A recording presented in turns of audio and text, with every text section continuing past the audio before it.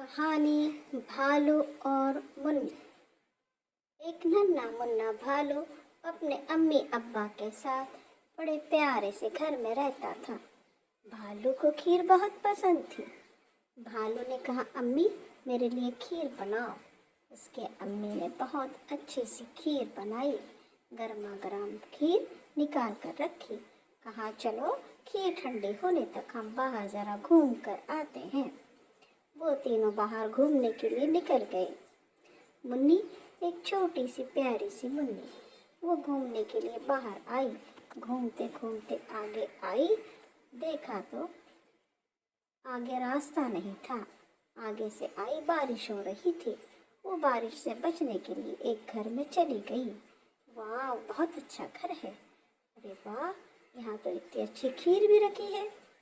मुझे तो खीर पसंद थी मुन्नी को। मुन्नी ने खीर खा ली और पेट भर के खीर खा के खाली प्याला रखकर आराम से लेट गई।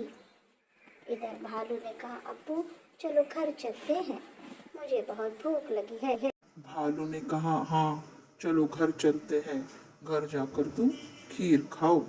घर के अंदर जब भालू ने आके देखा तो खीर का प्याला खाली था। वो चीख उठा, अम्मी अम्मी प्याला खाली है, खीर नहीं है, मुझे खीर चाहिए, खीर चाहिए।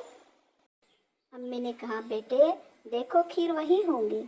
फिर जब वो आए तो देखा तो प्याला नहीं था। मुन्नी घबरा कर उठ गई, अब क्या होगा। उन्होंने कहा, ए लड़की तुम कौन हो, यहाँ क्यों आई हो।